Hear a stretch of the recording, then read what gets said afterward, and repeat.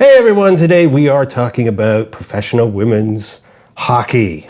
Why? Yes. Why? Because I've gotten very, very into it. Well, I mean, I think there's a few specific factors. Number one, I think that it is very exciting as a sport, but more directly, I think it's because of the Olympics. We talked about how the figure skating in the Olympics was very exciting. And then along with that, there was the women's hockey, the Canadian men, Canadian women, they got to the gold medal game, both lost against the US. But still, there was a lot of excitement about the women's team, even the American women's team, because they weren't the ones partying with Kash Patel, who was slamming back beers with the American men. Fair enough. And, Trump making a joke about how he would have to invite the women to the White House. Right. And instead, Flava Flav invited the women's team to Las Vegas. Oh, I didn't know that. Yeah. Oh, I missed that. Yeah, he's fact. a major supporter of women's professional hockey. Yeah, and in addition to me getting into professional women's hockey, I now am enforcing that with other friends of mine. Yes. Right. Not me. No. Which is why I'm going to be exiting the video at this point to get in somebody who's actually seen a professional women's hockey game. So this is my dear friend Moji Anderson, who accompanied me to one of the number of PWHL Victoire games that I've been to during the playoff part of the season. And before we go into this, I will kind of more fully explain my personal interest in the Victoire and in professional women's hockey, because as you saw when you went to the game, the Minnesota Frost against the Victoire, was game 5 of the playoffs. It was very exciting. Very, very exciting. We're all on the knife's edge. Yes, exactly. And so when the Victoire come on the ice and everyone is screaming their names and there's people, wearing the jerseys with the names of all the different players on the back, Rourke and Poulin and Stacy and Desbiens, these players who are so exciting, and you see on their faces, to me, I can get kind of emotional about it because as someone who grew up figure skating, there was never even the remotest idea that me as a kid would grow up and be a hockey player. The options were ringette and figure skating. And I ended up going with figure skating because, ringette, the stick and the little round thing, it was a hard game, And then when I got older and had the opportunity to play in a rec league of hockey, it was so incredibly fun.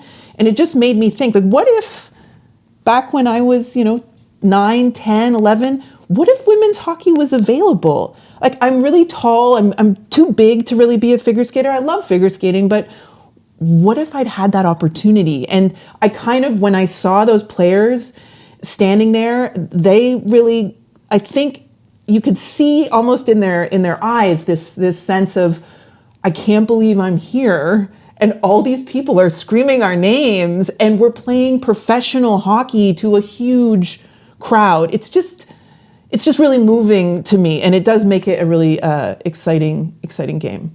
How did you feel about your experience going to a professional women's hockey game? Loved it. Yes? Absolutely loved it.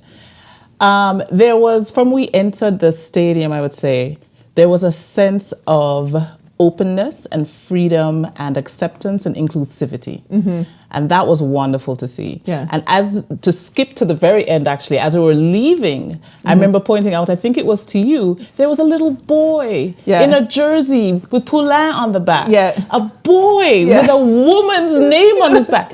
To me, that's unprecedented. Exactly. We're used to seeing girls with the men's names on their back, but for a little boy, what is he learning now about femininity? Mm-hmm. What is he learning about masculinity? What is he learning about queerness at such a tender age?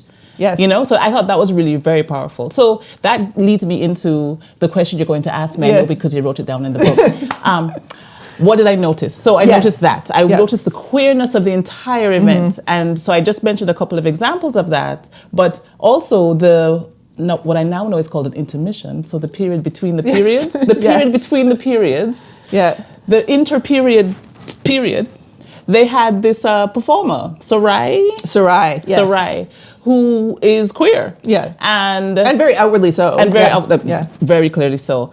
And there were people in the audience who came to film her. Yeah. And I thought this just shows that this is something that is an integral part of what professional women's hockey is presenting, at least in Canada. Yes. Because we're going to start talking about a certain person on the other team. Yes.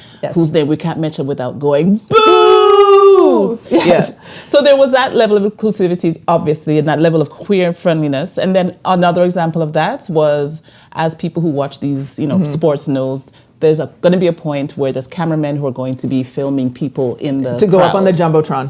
To go on the Jumbotron. Of course, we have our own story about the Jumbotron appearance, but that's not directly related to this. And they showed a couple, two women, not knowing exactly how people are identifying, and they kissed each other, and everyone cheered. Yeah. And then at some point later, in the game, I would say like maybe half an hour, the cameraman came back to that couple as if waiting for another kiss. Yes. Unfortunately, he had to cut away, or the camera person had to cut away because there was ice hockey action to film. But again, this is all to say that this is the thing that I really noticed about this experience was just how inclusive it was, how queer friendly it was. And when do you see this in professional sports? You don't see this at all. I think that that's why, because I know you're a big fan of Heated Rivalry. Am I?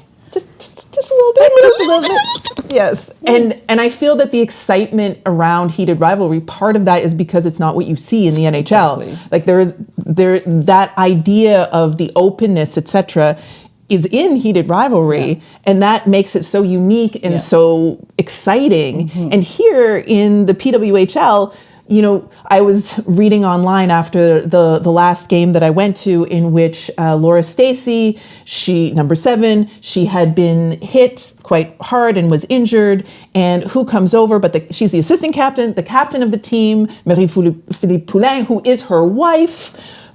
Picks her up. They walk over to get off the ice, and people are saying, "This is the real life Heated Rivalry. This is the real thing." And it's hard not to feel that way. They wear bracelets that say "Wife Line," because they're the first line on the team and the starting lineup. And there's just so much of open gayness at the games alongside kids and families and it just is this very inclusive space. And you see that because of Britta Curl. Because of Britta Curl. Yeah. Britta Curl is from the other team. From the Minnesota Frost. And every single time she touched the puck, the entire stadium would erupt into boos.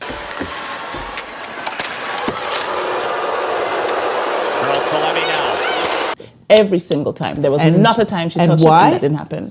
Because she's a transphobe. Exactly. We don't like her. Yes, she is been very open about not wanting trans women in sport. And I think that the fact that the whole arena basically was making that kind of statement and saying through the boos that this is not acceptable. It's not acceptable.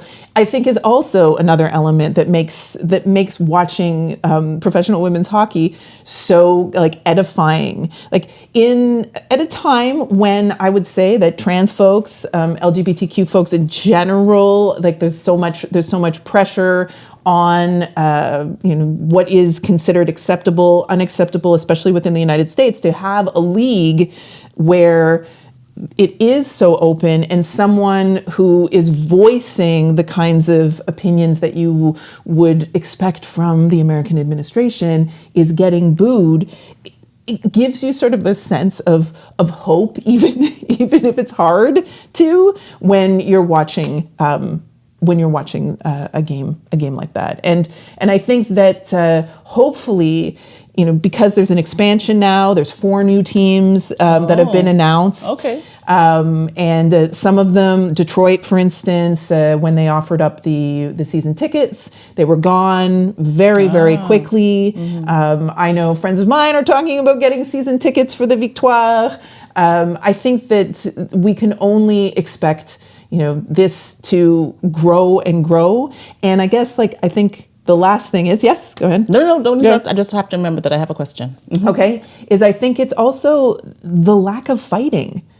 Oh, don't get me started on the fighting. Because I know that you are not keen on the fighting in the men's. It's immature, and they're not taking their chosen sport seriously because they're wasting time that they could be ice hockeying, fighting the children, and they need to be put in their place. And I know that people have been wanting to push the fighting out of the NHL, but it seems really hard to get rid of it. But then you turn and you look at the women's hockey, and yes, it is a very physical game, and sometimes tempers flare up, but that kind of actual fighting that happens pretty much in every single NHL game that you watch repeatedly, not once, not twice, is really limited in the PWHL. It's something that is not.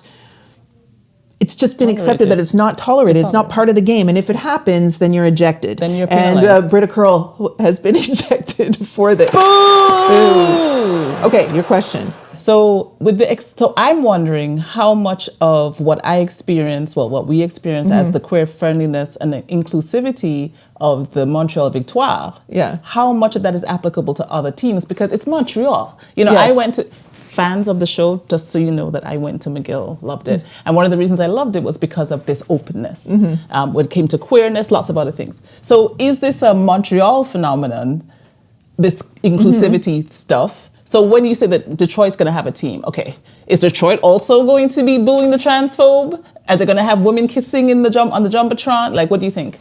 I mean, I can't say for sure, but what I can say is that women's hockey, since I first kind of got into it a number of years ago, has always been very queer friendly.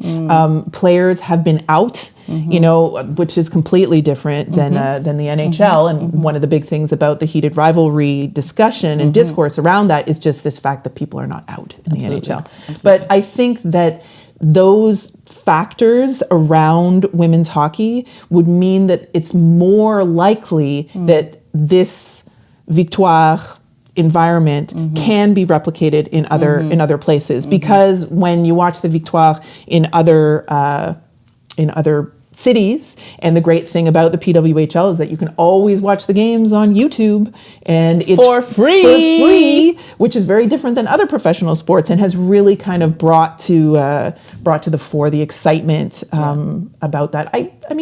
I think. So you think they're trailblazers, and then other teams will feel like they must follow on that kind of trajectory? I think so. Okay. I think that the whole idea of women's hockey is that it is, in order for it to exist, things had to open up. And so it's going to be a situation where I like to think it will continue. And I'll continue being a fan of the Victoire. Yes, and we have to end saying the captain's name, how we said it in the arena. Oh, yes. Ready? Marie-Philippe Poulin!